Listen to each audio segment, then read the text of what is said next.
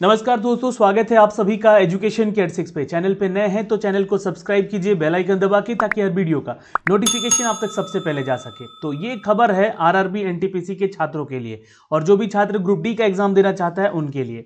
तो यहाँ पे आप लोगों को एक चीज मैं क्लियर कर देना चाहता हूँ कि आपकी जो परीक्षाएं हैं उसको रोक दी गई है, यानी कि स्थगित हो गई है।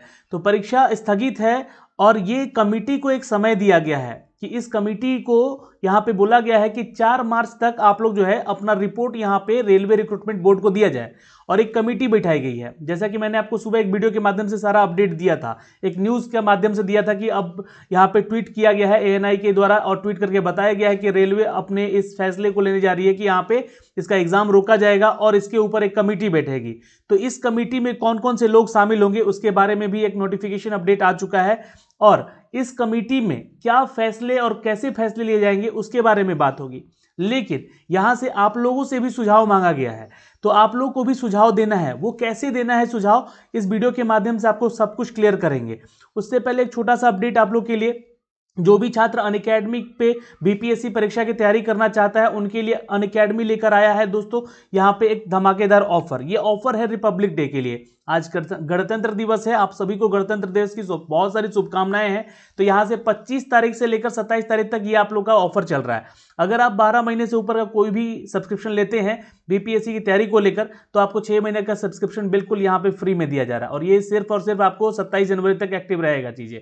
और आपको मैं अपनी तरफ से यहाँ पे 3% का डिस्काउंट भी दिलवा सकता हूँ अगर आप लोगों ने एक रेफरल कोड यूज किया। जी हाँ, जितेंद्र 10 JEETENDRA 10 है ना, तो 1010 उसको यूज कर लीजिएगा। आप लोगों के लिए जो ये एक ऑफर भी है यहाँ पे गिफ्ट जीतने का, ये कैसा ऑफर है, तो ये आप सभी चीजें जीत सकते हैं, ये गैजेट जीत सकते हैं अगर आप 50 ऐसे भाग्यशाली प्रतिभागियों में शामिल होते हैं तो। जी हाँ, आपको एक टेस्ट देना होगा जो कि एक स्कॉलरशिप टेस्ट है जिसमें कि आपको 60 मिनट का टेस्ट है। 60 के मिनट में 60 क्वेश्चन सॉल्व करने हैं। आपका अगर टॉप 50 में रैंक रहा तो आपको ये सारे गिफ्ट वाउचर भी मिल सकते हैं यहाँ से, जो कि एक मोबाइल फोन हो सकता है, ये हेडफोन हो सकता है, या होम मिनी गूगल हो सकता है, या फिर यहाँ पे अमेजोन का गिफ्ट वाउचर हो सकता है। तो ये आप लोग के लिए एक अपडेट है यहाँ से दोस्तों। लेकिन आज की जो अपडेट है ये है आरआरबी एनटीपीसी के छात्रों के लिए। तो चलिए मैं सीधे आपको लिए चलता हूं दोस्तों इसके ऑफिशियल वेबसाइट पे, जो कि आरआरबी कोलकाता की तरफ से इसका एक नोटिफिकेशन अपडेट किया गया है। आप लोग देख सकते हैं और ये सारी चीजें आप लोग को अप टू डेट यहां से मिलती रहेगी दोस्तों। जैसे कि ये नोटिफिकेशन आ गया है यहाँ पे, इस नोटिफिकेशन को आप लोग यहाँ से डाउनलोड भी कर सकते हैं इस सेक्शन से। यहाँ पे अगर आप लोग को दिख रहा होगा ये कोरेंडम जारी किया गया है अमेंडमेंट को लेकर। तो यहाँ पे क्या क्या बातें कही गई हैं उसके ऊपर हम लोग थोड़ा सा यहाँ पे फोकस करते हैं। तो ये जो बातें रखी गई है रेलवे की तरफ से, जी हाँ, ये देख सकते हैं यहाँ पे ये जो नोटिफिकेशन है इसमें क्या बातें कही जा रही हैं, ध्यान से देख लीजिएगा।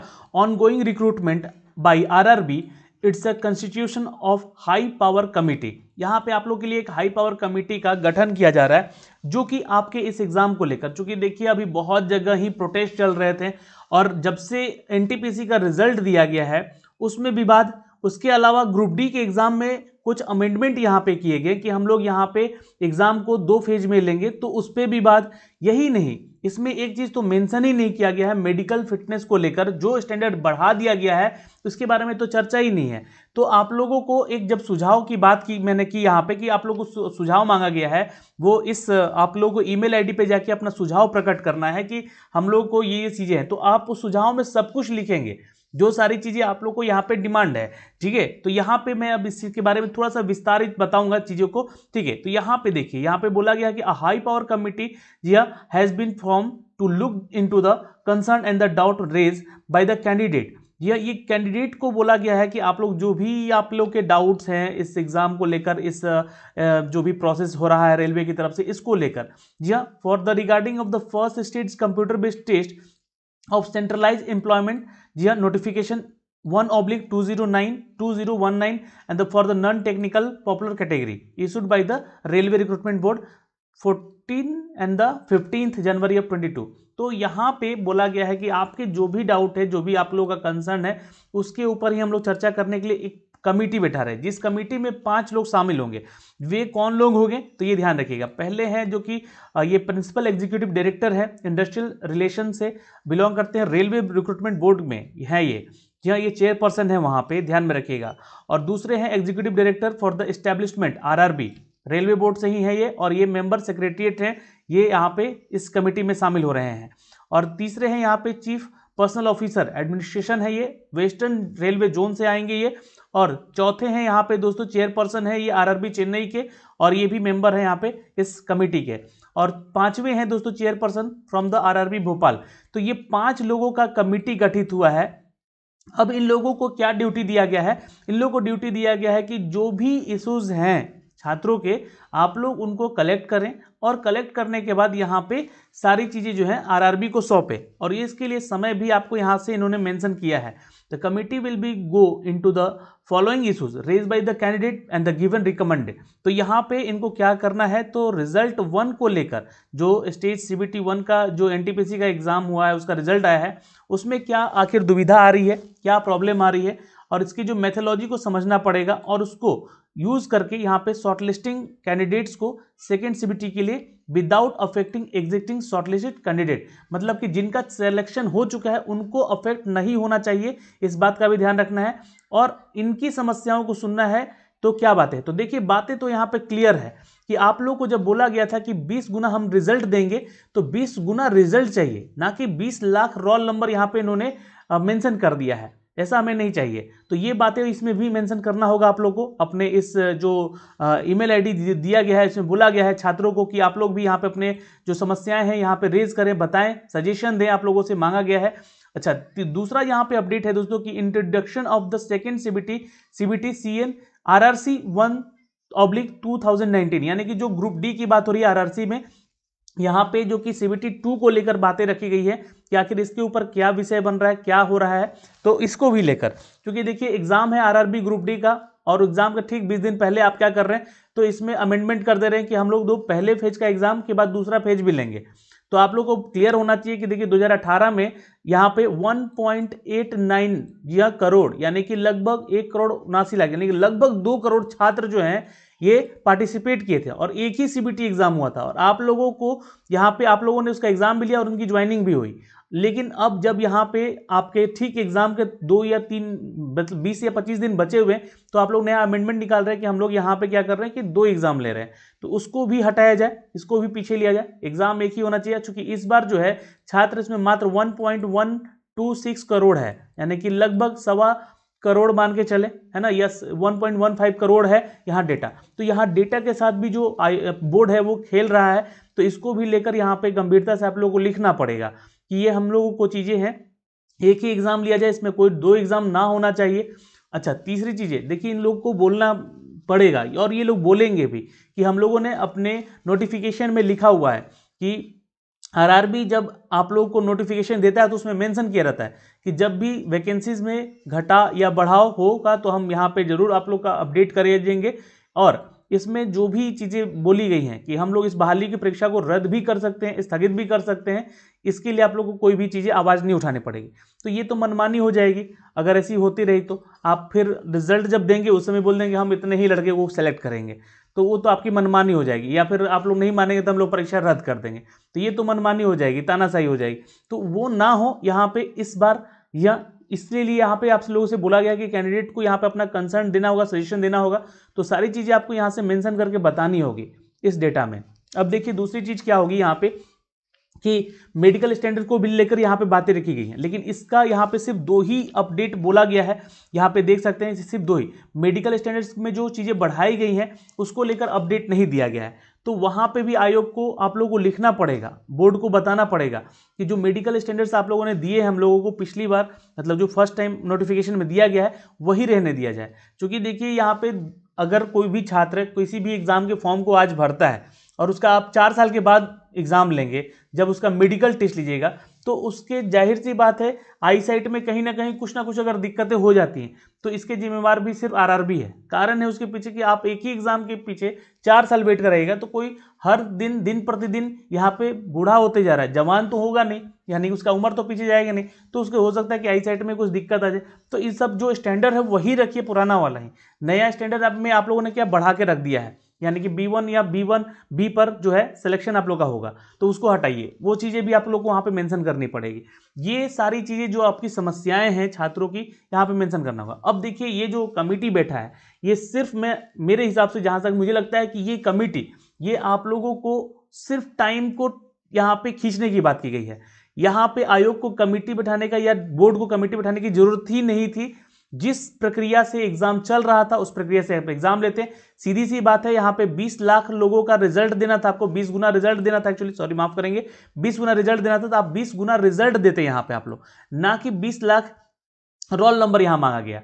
अभी भी यहाँ पे अगर आप कैलकुलेट कर लीजिएगा, जो कि डेटाज पड़े हुए हैं, तो एक एक छात्र का कहीं 3 जगह 4 जगह सिलेक्शन हो रखा है। तो आप लोगों ने क्या किया है कि उसको गलत तरीके से बताया कि किसी भी छात्र को एक से ज़्यादा पोस्ट पे अगर वो अपनी पोस्टिंग मतलब जो भी सिलेक्शन लेता है तो हम लोग दे सकते हैं, इसमें उनको छात्रों से दिक्कत होगा, तो उनको बिना अफेक्ट किए हुए भाई आप रोल नंबर वाइज दीजिए ना। कि अगर मान लीजिए एक छात्र का भी 2 जगह सिलेक्शन हो रहा है या 3 जगह सिलेक्शन हो रहा है, तो उसका रोल नंबर आप काउंट मत कीजिए ना, लोग का काउंट कीजिए यहाँ पे कि आप कितने गुना रिजल्ट दिए।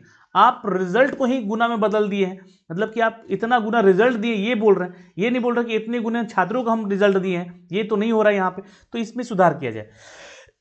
तो ये चीजें हैं यहाँ पे दोस्तों, जो कि आप लोगों को सुधार करने को मांगा गया है, बोला गया है। अब देखिए यहाँ पे फिर आगे कहा रहा है यहाँ पे एनटीपीसी की, all the chairperson of RRB have been directed to the receive the grievance of the candidate through their existing channel, compiles their the grievance and send the same committee।